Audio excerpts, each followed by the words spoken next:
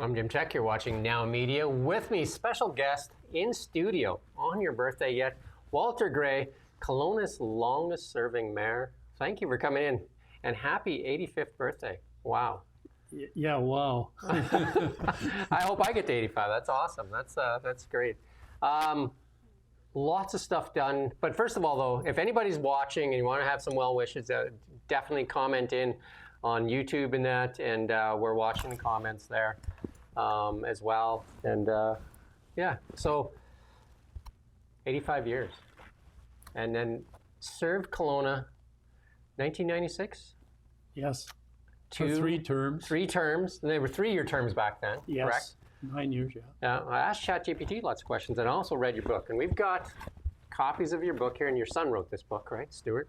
Yeah. And we've got 5 copies we're going to give away 4. I'm going to keep one. I already read the book as well.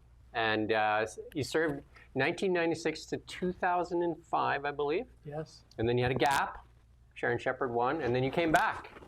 Well, not right away. She did 2 terms. Oh, she did 2 terms. I Okay. was busy building another radio station, so I wasn't prepared to give up the time at that time. And then you came back and you served another term, and then decided to retire. Mm-hmm. And you're big in radio and media, right? That's kind of how you got your start in the Okanagan here. In media, in radio. Yeah. Radio first. Well, actually, at age, I think 20 or something, 21, I worked for a short time at CHBC, did booth announcer, did weather, that sort of thing. Oh boy, has weather forecasting ever changed? Yes, I was. And we were never correct. The people used to joke, used to get a better window. That's right.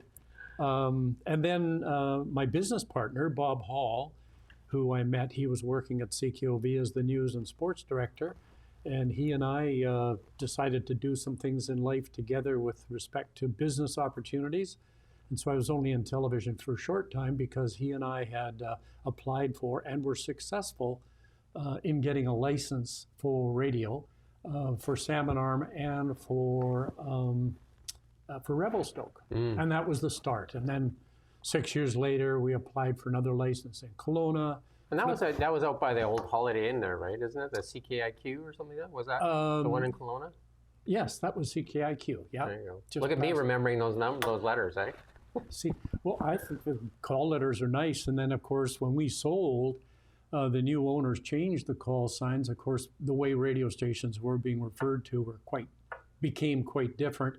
And so now those call letters are assigned to some little wee radio station in Tuktoyaktuk. Wow. And then you lots of media, you got a lot of radio stations, did all that, and then what made you decide to get into politics here in Kelowna?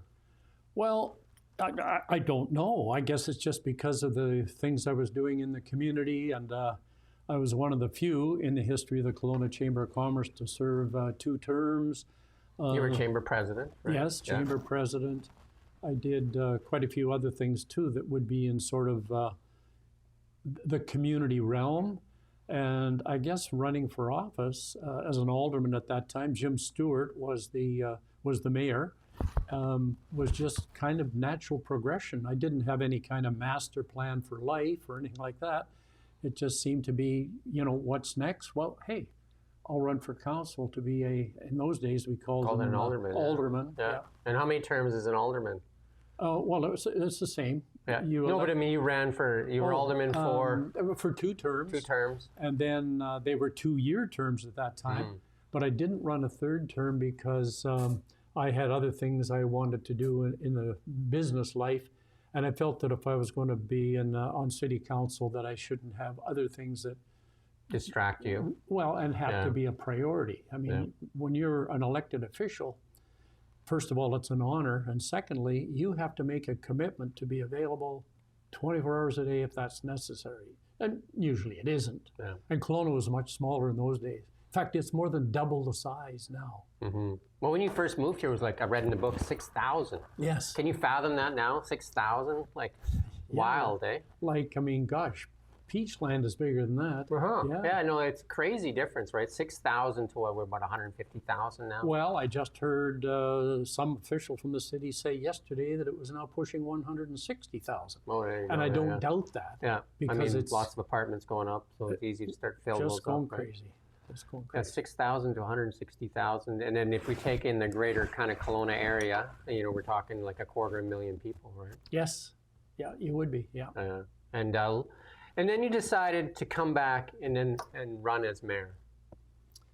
Yeah, I don't know what made me do that. It just seemed kind of natural. Although I must admit, politics generally, and I don't like to think of being on a city council as being a political job, but it is, because that's what people think it is. Yeah. Bill Bennett, the premier, one time was one of my biggest inspirations.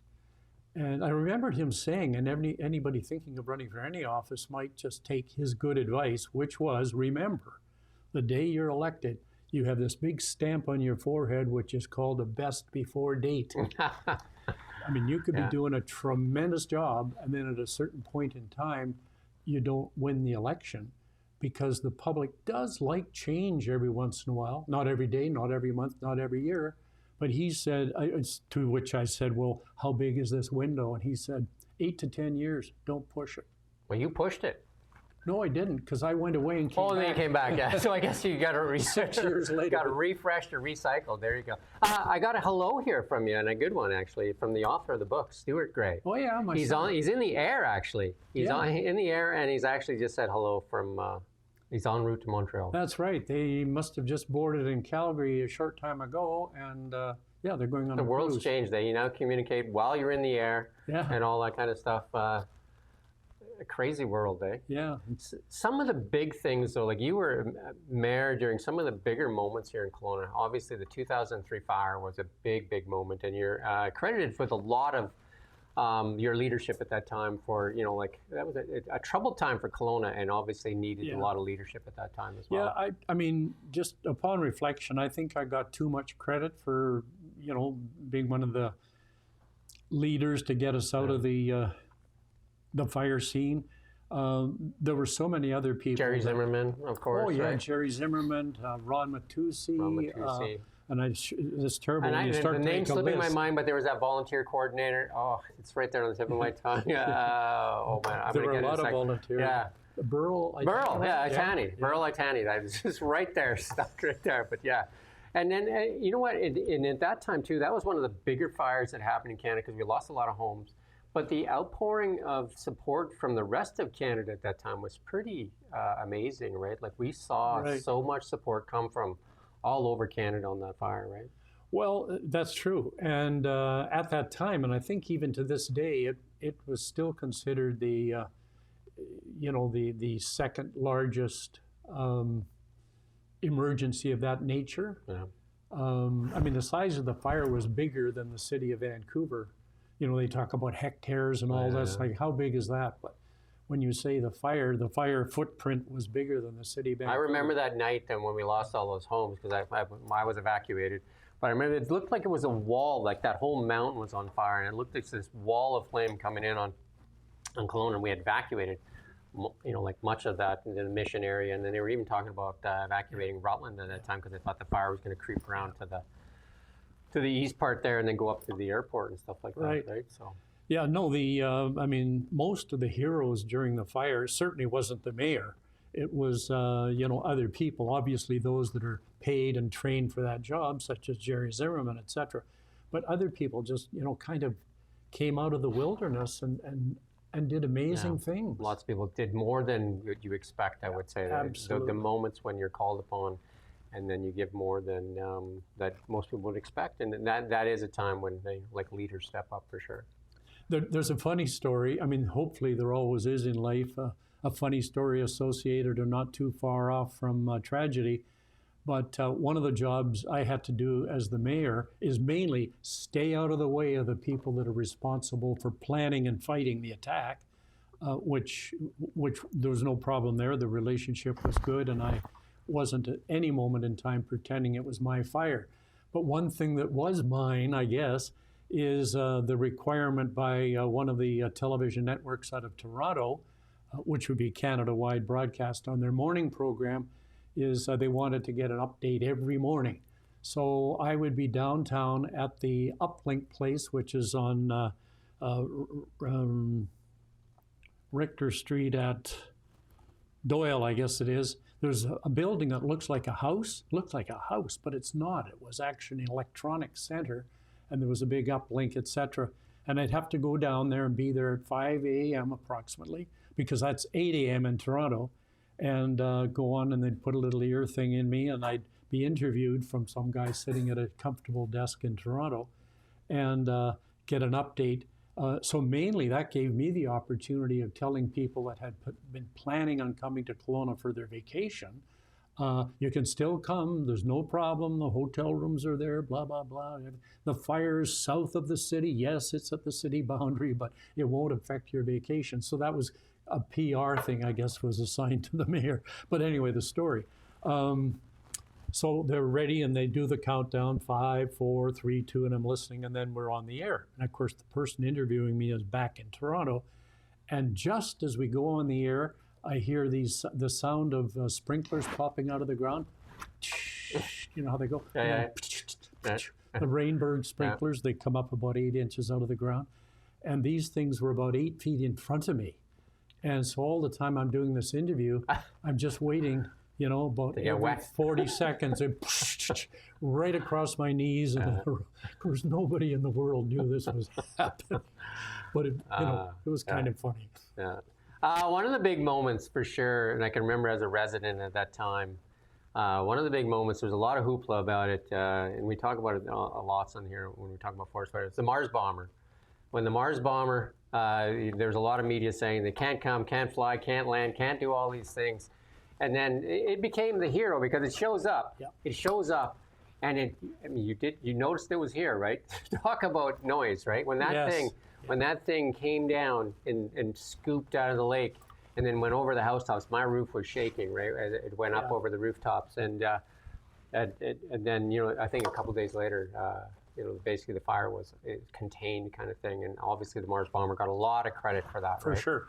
And it was definitely, I don't know if, you know, like, you know, I think the weather turned that night as well. We had a lot of things kind of go our way, but the Mars bomber definitely was one of the big things, and that kind of really is one of the things. You know, having good firefighting equipment. Obviously, we faced a few fires after that too, right? Just having that initial response, and then having, you know, the equipment that kind of fight massive fires. I absolutely agree with you. And even at that time, the Mars bomber was sort of yesterday's technology, and yet it came in and it wound up. That's the old guys still have some use, right? Just like Mars bomber. It was sort of like the aerial hero of the fire. No question. There's no question, and it's been retired recently as well. I interviewed the head of Coulson Aviation just recently, actually. They're stationed, I think, in Comox Lake, right? Yes. And they have the largest aviation fleet in the world now, right? I think they bought a bunch of old 737s, big 737s now. Think about that, and they've got a fleet of these, and they have large helicopters. So they're all about the large, right? So, but that was one of the big events for you. But there's lots of other ones too, right? Anything that come to mind that when you were serving as mayor that, you know, like that you got done that you're really proud of, and that thought it's council and as mayor that you got done? I don't know that the word pride would be associated with it, but one of the things that was a moment, certainly in my time as mayor, is the ongoing lobby for a second crossing. This is a lot of years ago. You know, we're time for a second crossing. Finally, half of the message got through to the government of the day, and they did build a second crossing, but it wasn't a second crossing, an alternate crossing. It was a replacement for a bridge that already had life left in it. So that was a bit of a disappointment, although now we still have that bridge. But from the day that opened, there is no question in my mind that the reason for the bridge project, or my lobby for an alternate crossing, would be we would have 2 bridges. Because right now, and we've had some recent, you know, examples of problems where it's closed, if that bridge sank, and I think one in Seattle did, but they had 3 bridges. think now, it would be 5 years probably before you could replace the bridge. That would just change everything. That would change. Because we don't even have good alternate routes other than Rock Creek. You know what I mean? You got to go all the way to Rock Creek and all the way around. And the other gravel road this, in the case of people living on the other side of the lake, they would have to now go up through Vernon and back down Kelowna. Yeah, there's still, you go around either way, right? But it's a long ways around, right? And you know, a lot of people during, I think we had an outage here just recently, and it was they had to go through the. People tried to use that old dirt road up by Penticton there. Yeah. And that, you know, it's pretty wide. I think it was in the wintertime too, or where they were trying to get down, and a lot of people got stuck and a whole bunch of things, right? So anyway, the disappointing thing in most recent months was the announcement the current government made that there is no longer a plan for a second crossing. So I think one of the things you know, I can do as a private citizen, you can do as a media person and very well known in the community. You know, your wife, who's a past president of the chamber, anybody. She's going to be the next mayor, I guess. She follows in your footsteps, right? What happened? Yeah, it's her turn, eh? Is to get that. See, it's not even on the agenda anymore. Yeah, they took it off. You know, for major projects like this, and I understand that. The Conservatives still want it on there, though. The Conservative Party does want it on there. Well, then good for them. Yeah. Because that's what we got to work at now is get it back on the list. We could always understand that this $3.5 billion bridge project, 10-lane bridge down in Vancouver, which was $3.5 million. Christy Clark was the premier at the time. That was kind of eliminated, but we in Kelowna always saw that as being a bigger province-wide urgency than say our second crossing. But we're a big province now.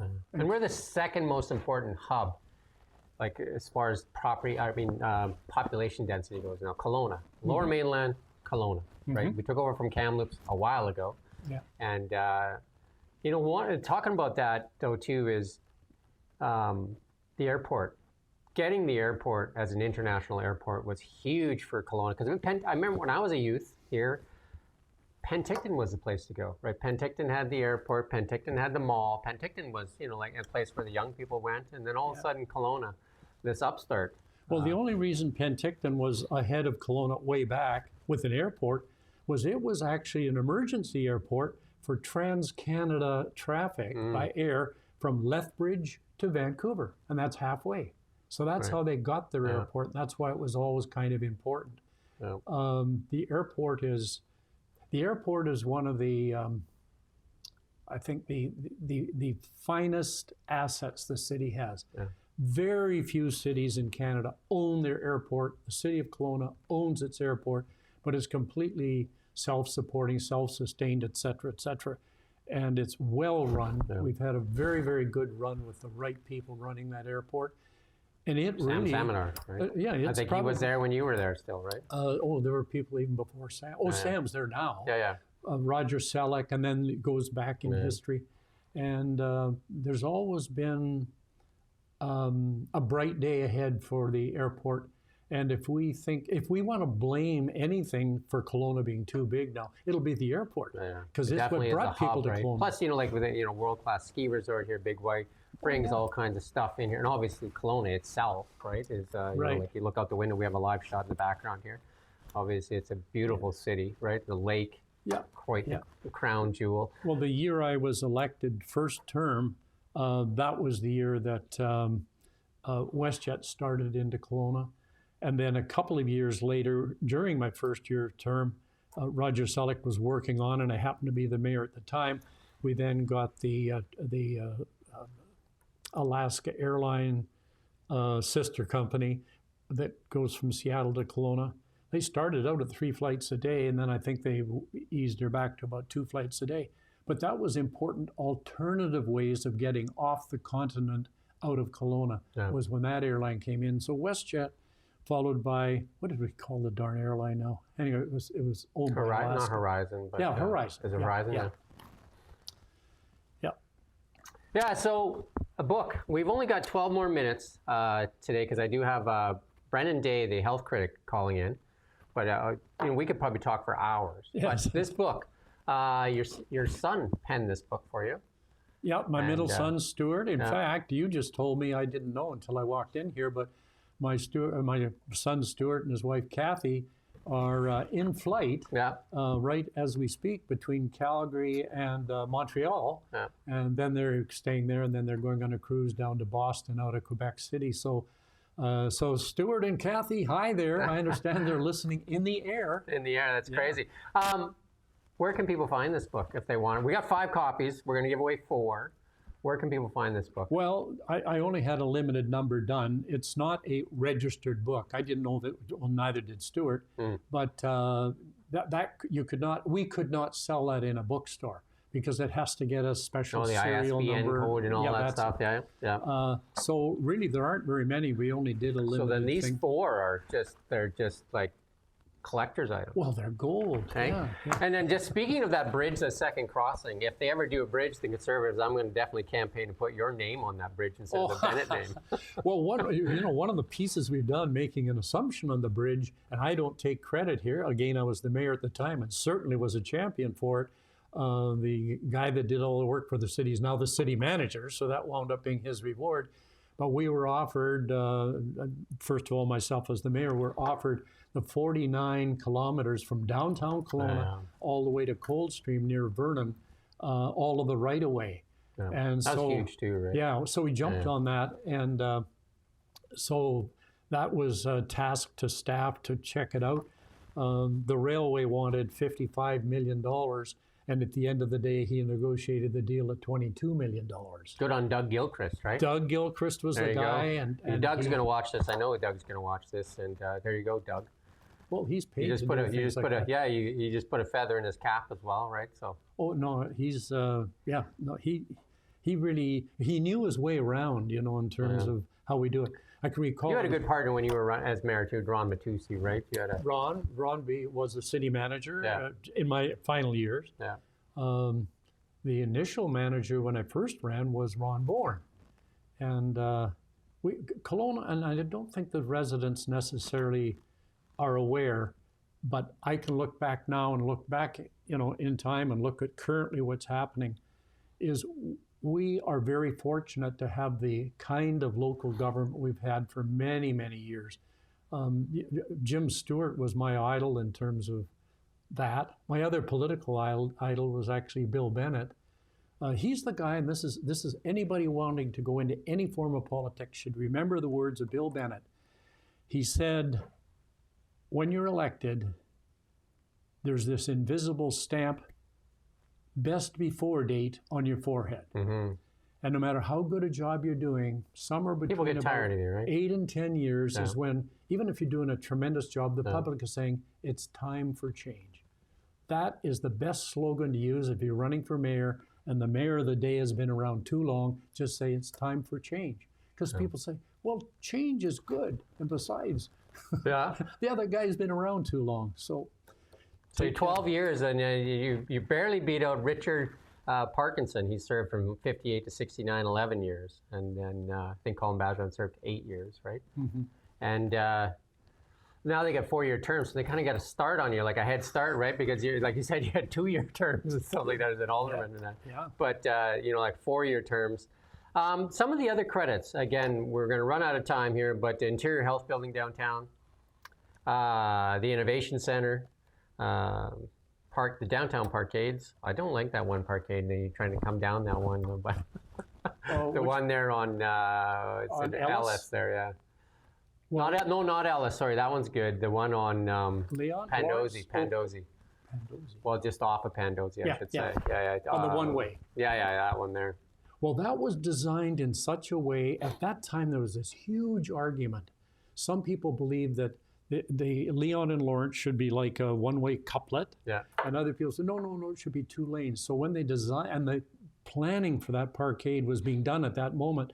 And so they said, well, we'd better make the entrance work for either one-way or 2-way.